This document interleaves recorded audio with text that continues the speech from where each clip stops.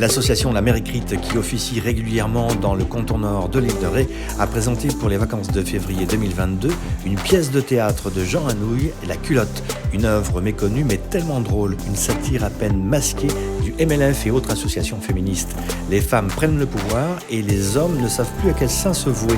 Mais rassurez-vous mesdames, la jante masculine en prend également pour son grade dans cette pièce que Jean Anouilh a pris plaisir à écrire.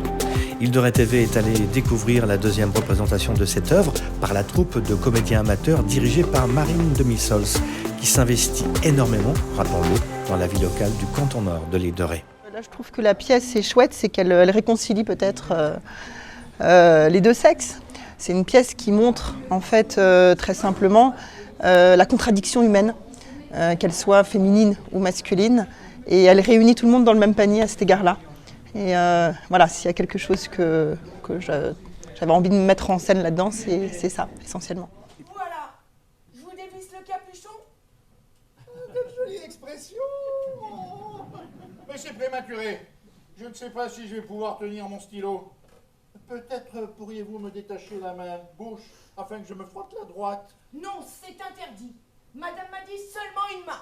C'était une façon de venir interroger cette question du féminisme et de la dénonciation du comportement des hommes à l'époque de MeToo, et de proposer de porter un regard, une discussion, une réflexion là-dessus, un peu dédramatisé de tous les débats actuels qui sont des débats qui sont très très importants parce qu'il y a beaucoup de choses qui étaient très violentes. Voilà, on est arrivé à une époque dans laquelle j'ai l'impression que le débat est très moralisant, moralisateur, et qu'on arrive dans une société où on risque d'arriver dans un monde dans lequel il y a d'un côté la bien-pensance et d'un côté la condamnation de toute liberté de penser. En tout cas, je trouve qu'il y a de moins en moins de débats.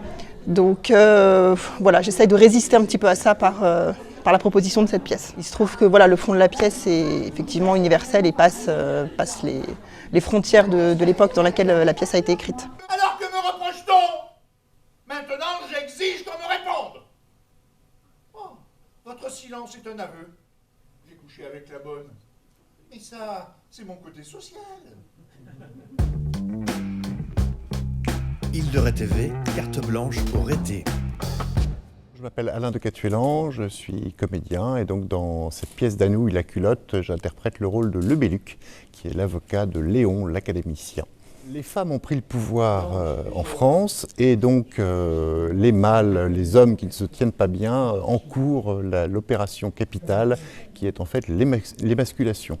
Alors mon personnage, lui qui est un opportuniste, on peut dire ça comme ça, a accepté lui volontairement de se faire opérer et sa mission pendant cette pièce c'est de défendre Léon, l'académicien qui malheureusement pour lui a eu une histoire avec la bonne et qui a été prise sur le fait. Elles t'ont renversé, attaché, maintenu, malgré tes supplications et tes cris. Et cette fille s'est jetée sur toi sauvagement. Donc ça a été un vrai plaisir de jouer ce texte d'Anouilh que je trouve formidablement bien écrit. C'est une pièce de lui qui est assez peu connue, qui a été assez peu montée, mais qui est vraiment très très intéressante, qui est vraiment acerbe et assez drôle, enfin même plutôt drôle, en tout cas je l'espère pour les spectateurs. Et nous, on a pris beaucoup de plaisir à la jouer et à la travailler. Alors c'est une troupe composée de 11 comédiens qui sont pour l'essentiel amateurs, parce que c'est 10 comédiens amateurs, et un comédien professionnel. Pour certains, c'est la première fois qu'ils jouent devant du public, donc c'est très émouvant d'avoir accompagné cette aventure avec eux. Et après, l'enjeu quand même de cette pièce, c'est la pièce de Mardi Gras dans le village d'Ars-en-Ré. C'est les gens du village qui jouent devant les gens du village, donc c'est là aussi que l'expérience est particulière.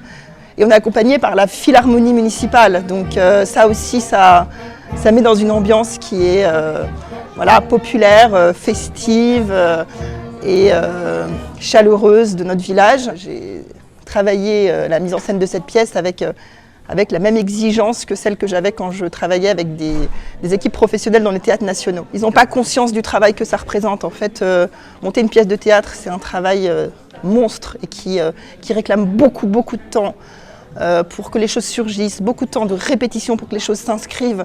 Et ça, c'est la chose que les comédiens amateurs, effectivement, dont ils n'ont pas conscience. On a commencé les premières lectures au mois de novembre, et donc là maintenant on est tout début mars. Après, je ne vous cache pas que les répétitions se sont vraiment intensifiées le dernier mois. Puis ça a été compliqué parce qu'il a fallu s'adapter à l'emploi du temps de tout le monde. C'est que des gens qui ont des vies différentes, des métiers, des familles. Donc il a fallu bricoler pour réussir à se rassembler. Donc ça a été la difficulté pratique. C'est aussi la richesse, je crois, de ce projet. Et puis il y a une chose, par contre, avec les amateurs, moi je me rends compte, c'est que il y a une évidence de jeu qui est parfois plus rapide qu'avec les comédiens professionnels. Il y a des questions parfois qui se posent moins et quelque chose qui va plus directement dans le sens. Après, moi je sais que voilà, ce qui me passionne, c'est de construire la pièce en fonction des identités des comédiens qui participent. Donc moi, j'ai jamais d'idée préconçue du sens de la mise en scène ou du sens que je veux donner au personnage. Je travaille vraiment. Ce qui m'inspire, c'est tous ces êtres qui sont tous différents les uns des autres, et c'est eux qui guident en fait le travail dans lequel je vais les mener dans la construction de leur personnage. Parce que la difficulté là, de cette pièce, c'est quand même qu'elle est très très longue. Alors nous, on a coupé plus d'un tiers, mais on est presque à 2 heures de spectacle. C'est très bavard, très littéraire. Donc le risque de cette pièce, c'est de perdre les gens. Et là, les gens étaient avec nous jusqu'au bout, tout le long. Donc, et même voilà, les fragilités étaient une force, donc se renverser en force. Donc c'était pour moi une bonne représentation. Alors on a retravaillé depuis, parce que je leur ai expliqué que justement le risque quand on a eu une représentation qui s'était bien passée, c'était de se dire voilà, d'y aller cool pour la seconde, et qu'on sait bien que voilà, souvent c'est là que les représentations peuvent s'écrouler directement.